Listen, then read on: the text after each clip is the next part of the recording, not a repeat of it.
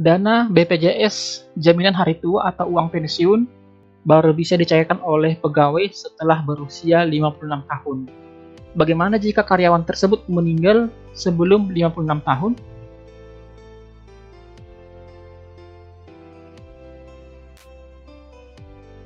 Belakangan ini pemerintah mengeluarkan kebijakan baru di mana pencairan dana BPJS Jaminan Hari Tua untuk karyawan baru bisa dicairkan setelah 56 tahun. Tentunya ini menuai pro kontra di tengah-tengah masyarakat, khususnya para karyawan. Tetapi kalau bisa kita bilang sih lebih banyak kontranya ya. Begitu kita lihat komentar-komentar dari para karyawan. Namun untuk lebih detailnya kita akan membahas secara fakta bagaimana sebenarnya peraturan tersebut diatur di dalam undang-undang. Nah, kalau yang kita lihat bahwa yang begitu booming didengarkan oleh masyarakat bahwa BPJS Jaminan Hari Tua baru bisa dibayarkan setelah karyawan berusia 56 tahun. Namun untuk mengetahui lebih detailnya, kita akan bahas langsung ke peraturan perundang-undangannya. Nah, di sini kalau lihat kalau peraturannya diatur di dalam peraturan Menteri Ketenagakerjaan Nomor 2 Tahun 2002 tentang tata cara dan persyaratan pembayaran manfaat jaminan hari tua. Adapun yang sedang dipermasalahkan di masyarakat itu kita masuk ke pasal 2 misalnya. Manfaat jaminan hari tua dibayarkan kepada peserta jika mencapai usia pensiun, mengalami cacat total tetap, atau meninggal dunia. Nah, kemudian yang menjadi perhatian besar adalah di pasal 3 disebutkan manfaat jaminan hari tua bagi peserta yang mencapai usia pensiun sebagaimana dimaksud dalam pasal 2 huruf A diberikan kepada peserta saat mencapai usia 56 tahun. Jadi apa yang diperbincangkan di masyarakat itu adalah benar adanya.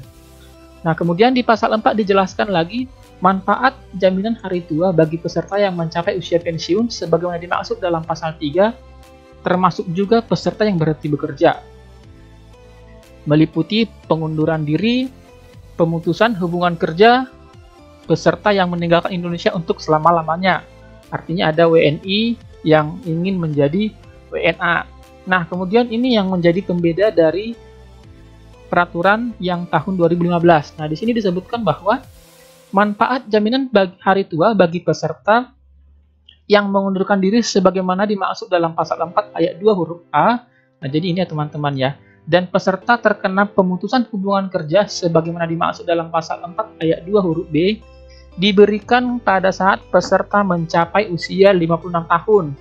Nah, jadi jikalau ada orang yang mengundurkan diri atau dikenakan PHK, katakanlah umurnya masih 29 tahun, maka ia harus menunggu sampai dia berusia 56 tahun.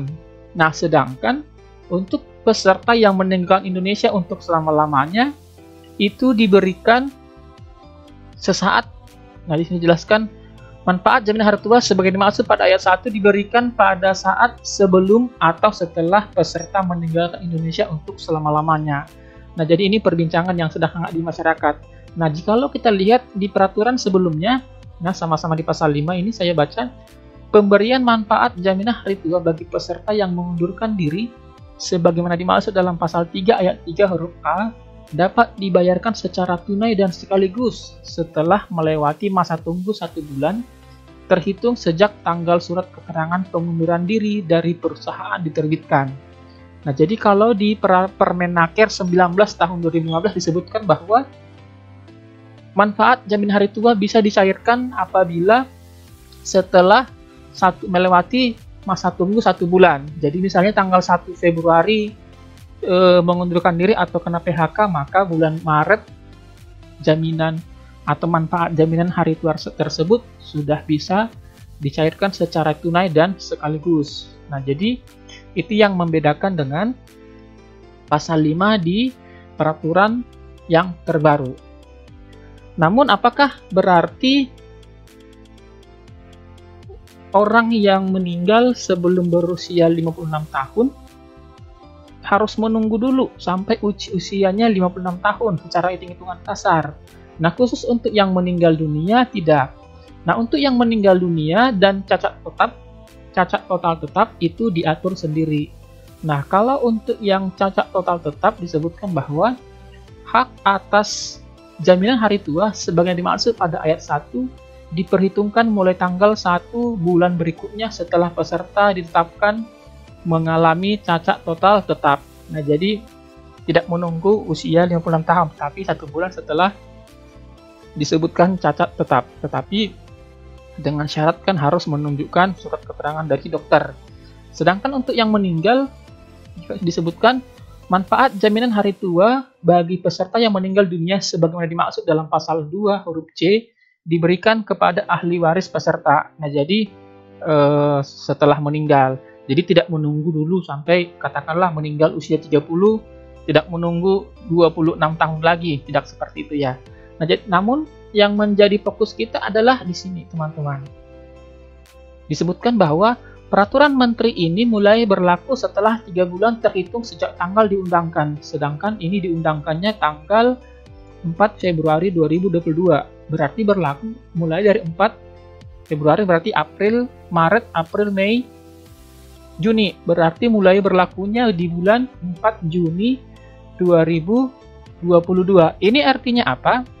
Artinya adalah apabila teman-teman saat ini ada bekerja di perusahaan sebelumnya dan saat ini katakanlah masih dalam pencarian pekerjaan, maka teman-teman boleh mencairkannya sebelum atau maksimal bulan Juni. Supaya apa? Supaya manfaat JHT-nya bisa dimanfaatkan mengacu kepada undang-undang yang lama. Artinya apa? Kalau teman-teman hari ini katakanlah bulan lalu di PHK atau mengundurkan diri dari kantor, kemudian teman-teman hari ini bisa katakanlah mengundurkan dirinya 1 Januari, katakanlah seperti itu ya, maka 1 Februari kan harusnya sudah bisa mencairkan manfaat jaminan hari tua, dan itu boleh dilakukan sampai dengan tanggal 3 Juni. Kenapa? Karena tanggal 4 Juni ini sudah tidak berlaku lagi. Nah, begitu teman-teman. Jadi kalau teman-teman tidak melakukan pengurusan pencairan dana jaminan hari tua sampai dengan tanggal 3 Juni 2022, maka teman-teman harus menunggu sampai dengan teman-teman berusia 56 tahun. Nah, begitu juga dengan teman-teman yang lulus CPNS yang sebelumnya sudah bekerja. Jadi kalau teman-teman merasa di CPNS ini akan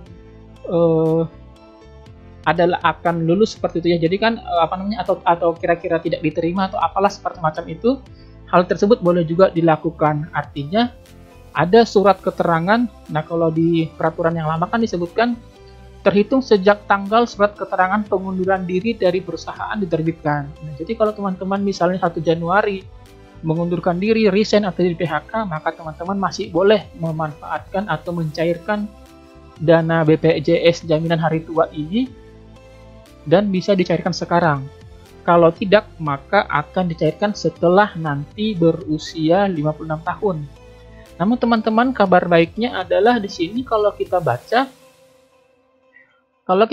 dari web CNBC disebutkan bahwa ada pernyataan dari pejabat BPJS. Ini kalau saya baca, menurut BPJS, menurut PPS Deputi Direktur Hubungan Masyarakat dan Antar Lembaga BPJM Sostek Dian Agung Senuji, peserta program jaminan sosial bisa mengakses dana JHT dengan jumlah tertentu sebelum pensiun. Besaran dana yang dapat disetujui sesuai Peraturan Menteri Ketenagakerjaan Nomor 2 Tahun 2022 tentang tata cara dan persyaratan pembayaran manfaat jaminan hari tua.